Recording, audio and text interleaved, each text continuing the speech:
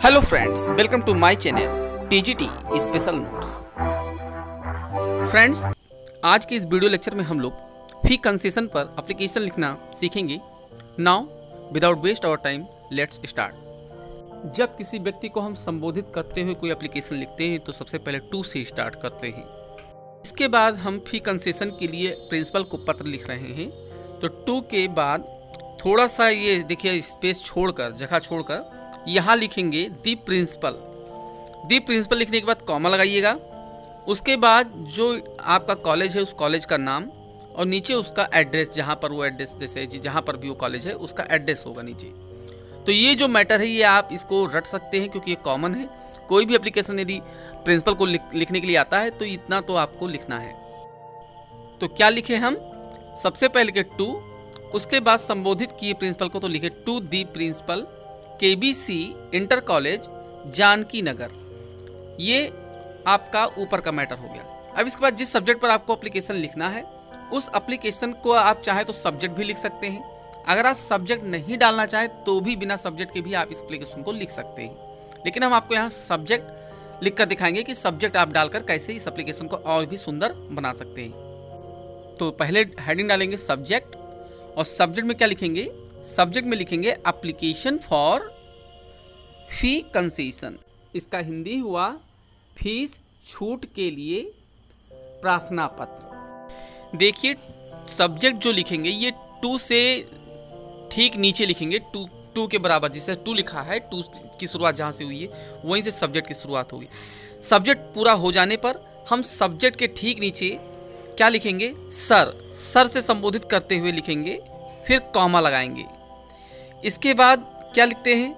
इसके बाद लिखते हैं मोस्ट रेस्पेक्टफुली। ध्यान दीजिएगा, मोस्ट रेस्पेक्टफुली लिखने के तुरंत बाद यहाँ कॉमा लगेगा। उसके बाद I beg to say that. इतना लिखने के बाद अब आगे एप्लीकेशन में आप अपनी समस्याओं को बताएंगे और उसके बाद प्रिंसिपल से आप जो है रिक्वेस्ट करेंगे कि आपकी फीस को माफ़ कर दें। तो फ्रेंड्स, टू से लेकर and I beg to say that तक ये सभी एप्लीकेशन में कॉमन है। ये आप इसको रट लीजिएगा, और नहीं तो आप इसको क्या करिएगा, इसको सबसे अच्छा तरीका ये है कि आप इसको 2-3 बार रटिएगा, उसके बाद इसको लिखिएगा। इसके बाद 5 या 10 दिन बाद फिर इसको 1-2 बार रटकर फिर लिखिएगा। एग्ज़ाम देने जाते समय आप इसको उससे पहले 1-2 बार रटकर और उसके बाद एक बार लिखिएगा। आपको ये हमेशा के लिए याद हो जाएगा, आप कभी भूलेंगे नहीं। एप्लीकेशन में अब इसके आगे आपको क्या बताना है? इसके आगे आपको मैटर लिखना है कि आप किस क्लास में पढ़ते हैं, अपनी क्लास बताइए। उसके बाद आपके पिताजी किस व्यवसाय को करते हैं उसको आप इसमें लिखिए। तो चलिए क्या लिखेंगे? लिखेंगे, मान लीजिए आप क्लास 9th में पढ़ रहे हैं तो लिखेंगे I am a student of class 9। Application में आपको अपने पिता की स्थिति के बारे में बताना है, तो इसमें स्थिति ऐसी दिखाइएगा कि आपके पिताजी बहुत गरीब हैं और आपकी फीस पूरी दे नहीं सकते हैं। तो मान लीजिए आप इसमें पिताजी को आप फार्मर दिखा दीजिए या आप कोई शॉपकीपर दिखा दीजिए, छोटी मोटी दुकान करते हैं। तो इसके बाद क्या लिखेंगे? My father is a poor farmer, या लिख सकते हैं my father is a poor shopkeeper. इसके बाद इसके आगे लिखेंगे सो इसलिए ही इज अनेबल टू पे दी फी, इसलिए वो फीस चुकाने में अनेबल है। अनेबल मतलब होता है अयोग्य, असक्षम। तो इसको लिखने के बाद क्या लिखेंगे? लास्ट ईयर आपको दिखाना है कि पिछले साल आपकी फीस माफ़ की गई थी।